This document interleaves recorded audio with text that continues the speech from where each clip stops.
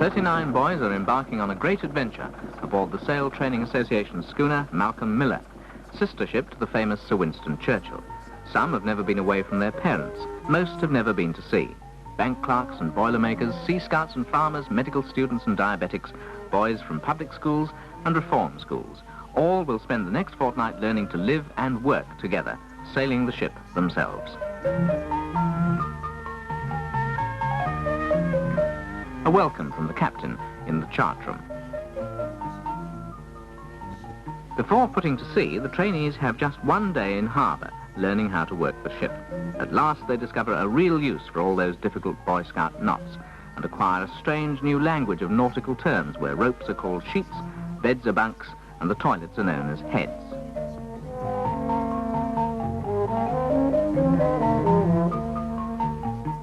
It's essential that the boys quickly learn to work well together, as most jobs on board need constant cooperation. Learning to hand the vast, unwieldy mass of heavy sailcloth and tame the unyielding folds into submission as the foresail is neatly stowed onto its boom seems difficult enough in the quiet of harbour. But what will it be like to furl sail in strong winds and pitch darkness, with the ship tossing and plunging through the waves?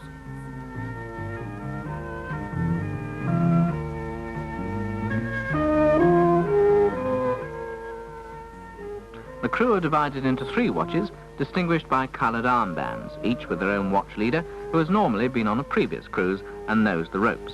Captain Collis demonstrates how to carry out helm orders and steer a compass course.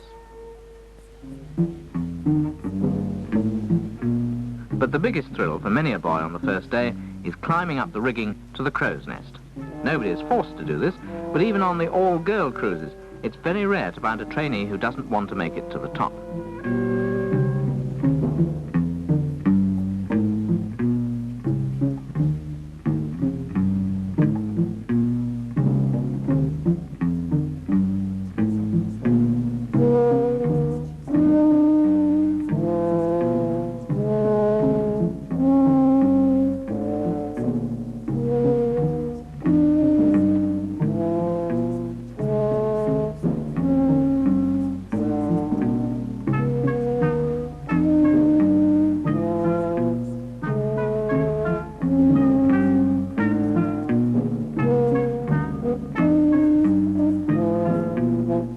As he feels for footholds on the traditional hemp ratlins and looks at the great towering mast and the whole intricate pattern of ropes, wires, spreaders and yards, the higher he climbs, the greater the effort and the faster his heart beats. The excitement is intense and the view superb.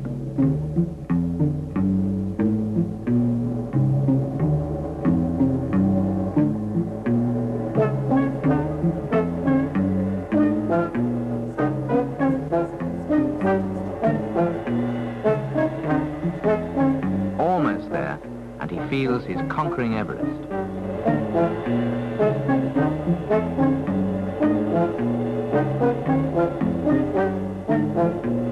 When he reaches the safety of the deck once more, his legs feel like jelly, but it's no use trying to impress the bosun.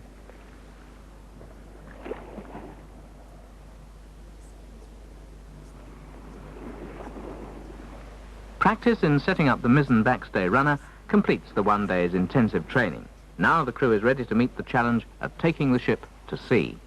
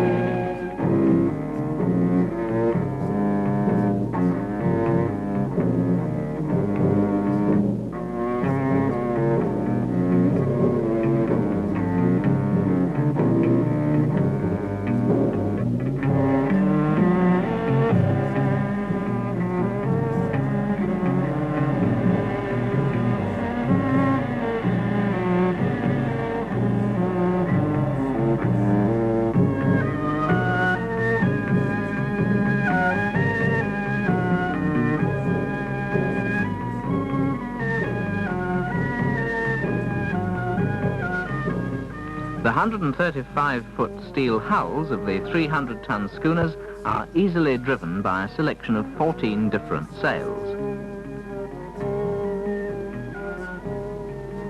The ships have a permanent crew of 5, the captain, the chief officer, engineer, boatswain and cook.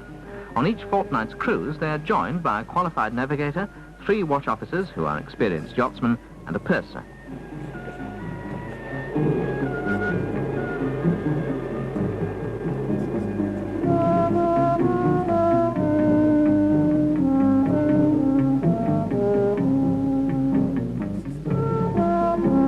When the Sir Winston Churchill and Malcolm Miller sail in company, there's a chance of friendly rivalry, especially keen if one schooner is manned by an all-girl crew.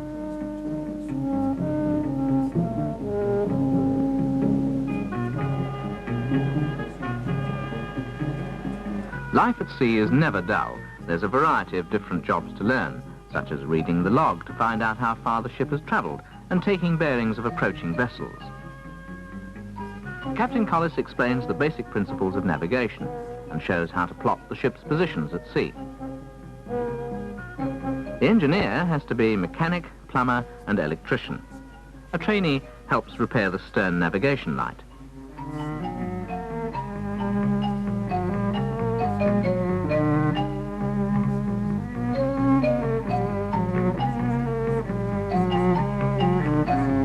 Prepare to go back.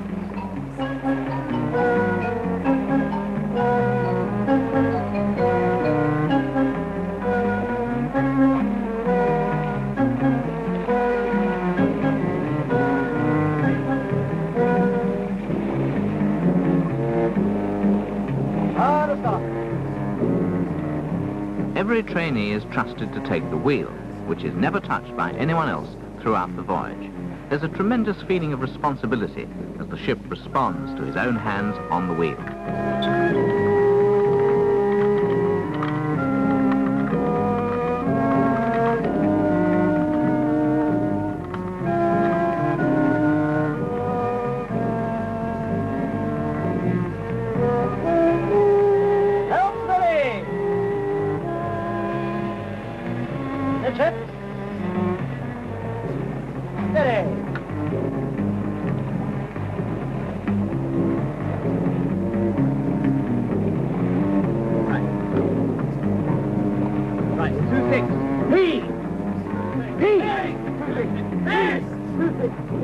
Right.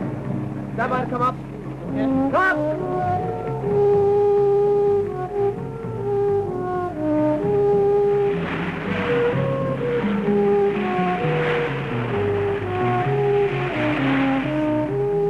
At sea, you become intensely aware of the powerful forces of nature as you gaze at the straining curves of the headsails and listen to the shrill hum of the wind in the heights of the rigging. The traditional shouted orders are strong words meant to carry in the roar of a gale. Jibe, belay, avast.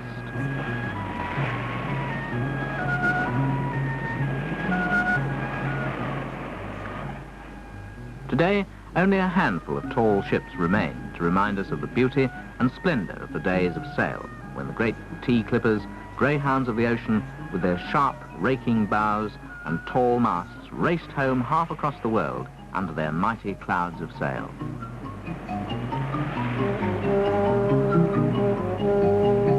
Release the gaskets! Loose the buntlines, clewlines and leechlines! It takes courage and skill to overcome the difficulty of working aloft on the yards on dizzily reeling masts high above the deck. Let the square topsail all around the ship!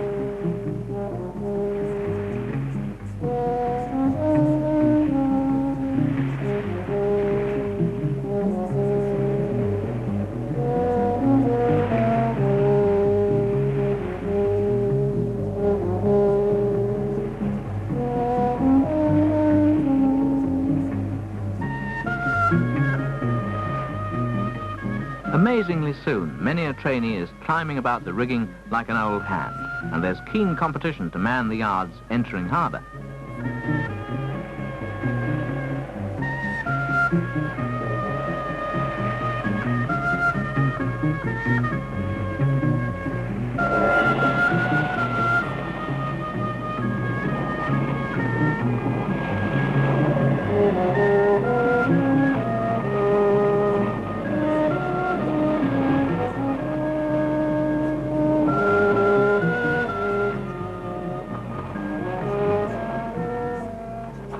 Scrubbing the decks with stone blocks is still known as holy stoning, from the days when sailors found that tombstones robbed from graveyards were excellent material for keeping their decks clean.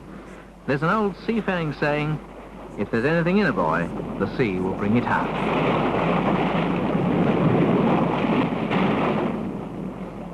If only my mum could see me now.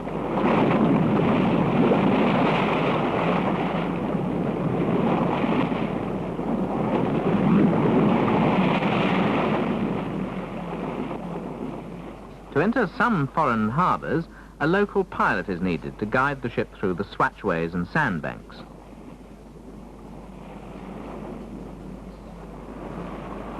The international code flag requesting a pilot is hauled down.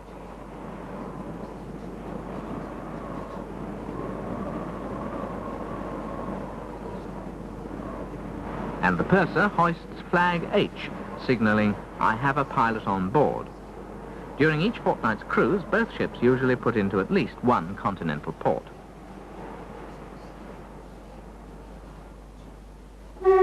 Wherever they go, local people come to admire the beautiful three-masted schooners.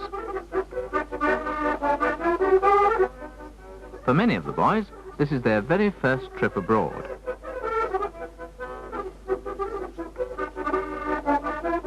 They're keen to see how other people live, try out a few words of schoolboy French, and collect some souvenirs.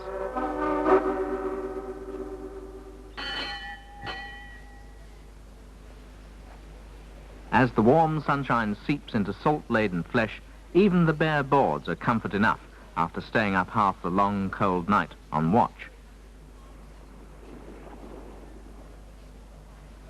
And in the heat of the midday sun, even painting seems too strenuous. And the dolphin striker appears too lazy to shatter its own reflection.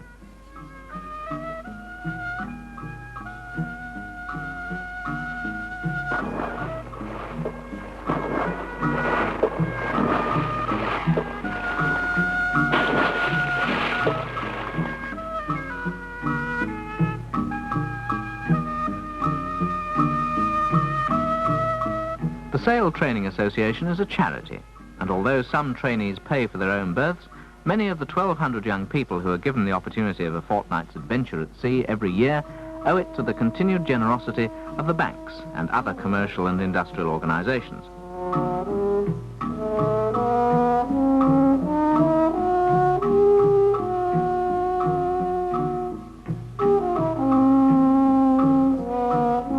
Donations are always welcomed by the association's own bursary fund, from which it helps otherwise unsponsored trainees.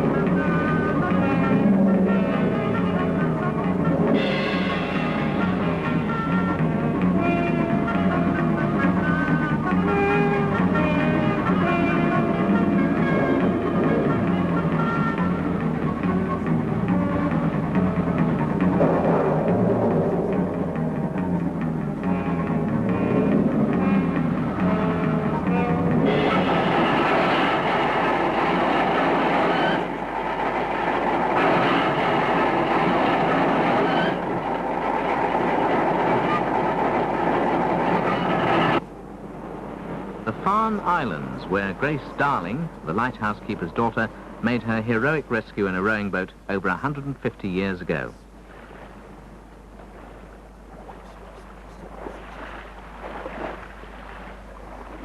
Whoops, when you've still got your sea legs, slippery seaweed isn't the best thing to land on.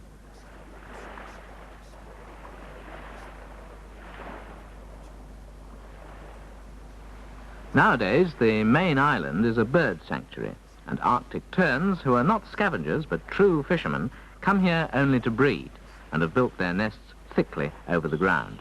They fiercely defend their territory by pecking human intruders on the head.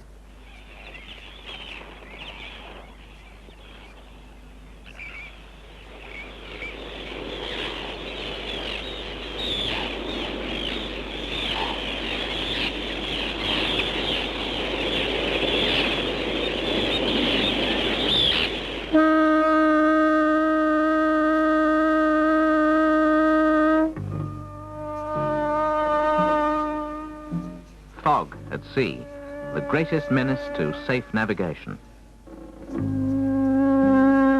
The traditional lookout on the end of the bowsprit, sharp young eyes and ears constantly straining into the enveloping blanket of fog. But the ship's safety does not depend on him alone. Like the Sir Winston Churchill, she is fully equipped with modern electronic aids to navigation.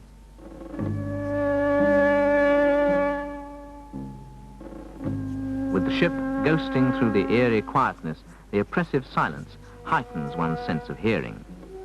If the wind falls right away, two 135 horsepower diesel engines allow the schooner to make harbour on time.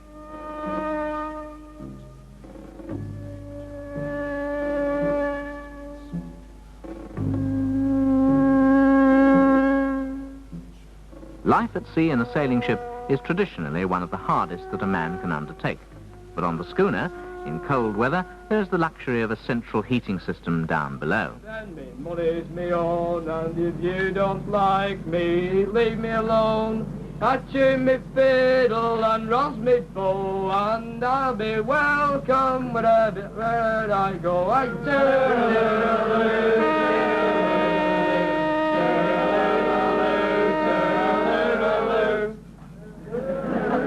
I'll tune me fiddle and rouse me bow, and I'll be welcome wherever I go. For when I'm dead and I'm in the grave. All voyages must come to an end, and the crew have conflicting feelings of excitement and sadness as the vessel makes for harbour, and the fortnight's cruise is nearly over.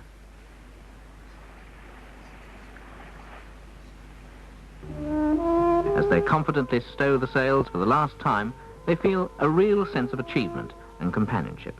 Through their united efforts, they have sailed the ship themselves. The voyage has been an unforgettable experience.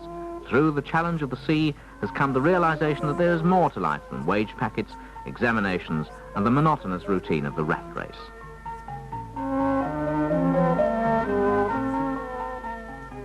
The ship glides gently into her berth. The end has come.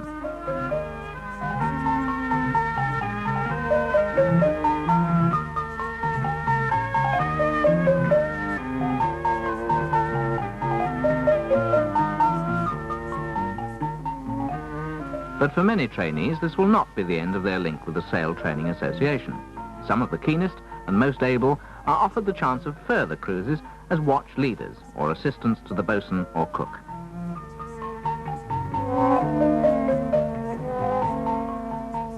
Many more will return as volunteer helpers for a weekend during the schooner's stay in port.